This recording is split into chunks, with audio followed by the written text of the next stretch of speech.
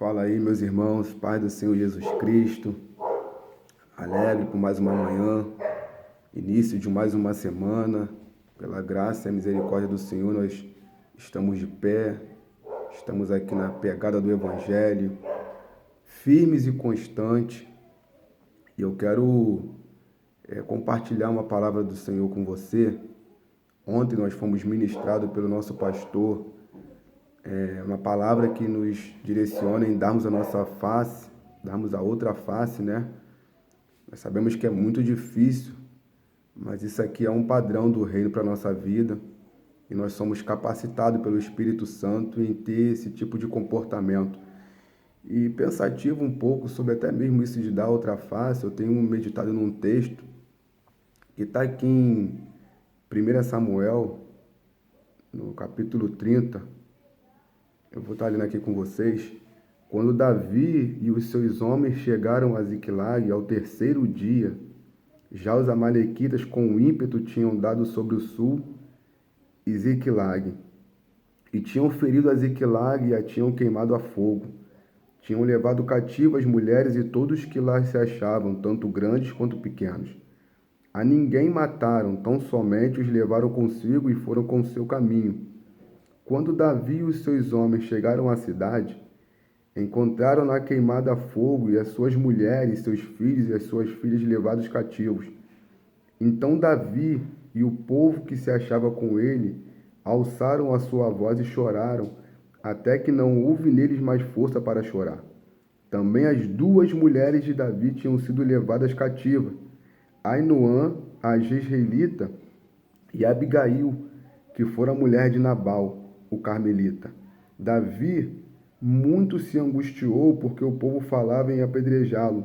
A alma de todo o povo estava cheia de amargura por causa dos seus filhos e das suas filhas. Mas Davi se fortaleceu no Senhor, o seu Deus. Então disse Davi a Abiatar, o sacerdote, filho de Aimeleque: traze-me aqui a estola sacerdotal. Abiatar trouxe a estola sacerdotal a Davi, e consultou Davi ao Senhor: perseguirei eu esta tropa? Irei alcançá-la? Respondeu-lhe o Senhor: persegue-a, de certo alcançarás e libertarás os prisioneiros.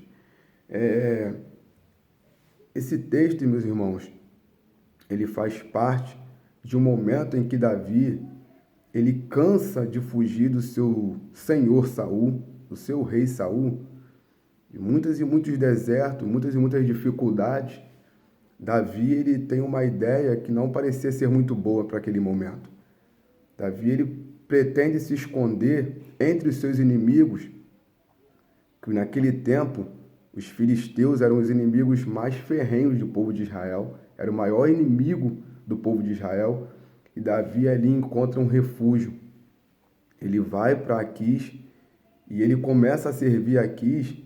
Só que há uma palavra no texto de 1 Samuel, no capítulo 29, que eu fiquei muito pensativo, que se encontra no versículo 3, que diz assim: perguntaram os governantes dos filisteus: que fazem aqui estes hebreus? Respondeu Aquis: não é este Davi, o servo de Saul, rei de Israel, que esteve comigo há muitos dias ou anos? Coisa nenhuma achei contra ele desde o dia em que se revoltou até o dia de hoje. É essa palavra aqui que me inquietou por esses dias. Porque Davi, ele fugindo de Saul, já não aguentando mais se esconder, né, da malignidade que Saul trazia em seu coração contra a sua própria vida, chega um momento que Davi se revolta. Chega um momento que Davi já não aguenta mais aquela perseguição. Por toda a bondade que existia dentro do coração de Davi, por toda aquela capacidade de não querer ferir o ungido do Senhor, mas chegou um momento que ele já não aguentou mais. Davi se revolta. Davi fica indignado. E eu ouvi aqui sobre essa palavra revolta, eu peguei no dicionário de língua portuguesa mesmo. Ela fala que é uma grande perturbação, é uma agitação, é um motim, uma rebelião. Davi, ele se encontrava nesse estado de alma, revoltado, chateado, indignado. Agora então Davi ele se ajunta ao maior inimigo que existia contra o povo de Israel.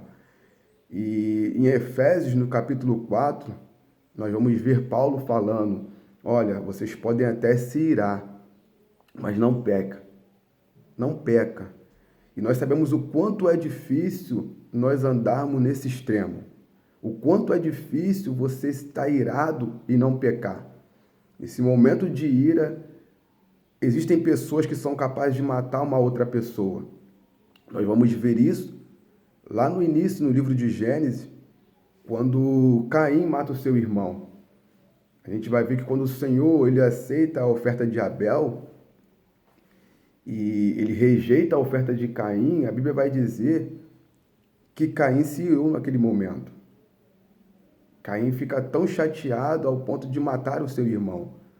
Ou seja, é um sentimento bastante perigoso. É um sentimento que pode nos causar danos profundos. Nós vamos ver Naamã, quando ele está ali prestes a ser curado, ele recebe uma direção de ele ter que mergulhar no rio 7 vezes, ele vai falar, poxa, não existem rios lá muito melhores do que este rio? E ele vai embora indignado. Ou seja, nesse momento de ira, nós também somos impedidos até mesmo de conseguirmos enxergar uma direção para a nossa vida. Então, o que eu quero deixar aqui para você nessa manhã, que esse momento de ira, sim, ele é extremamente perigoso para nós.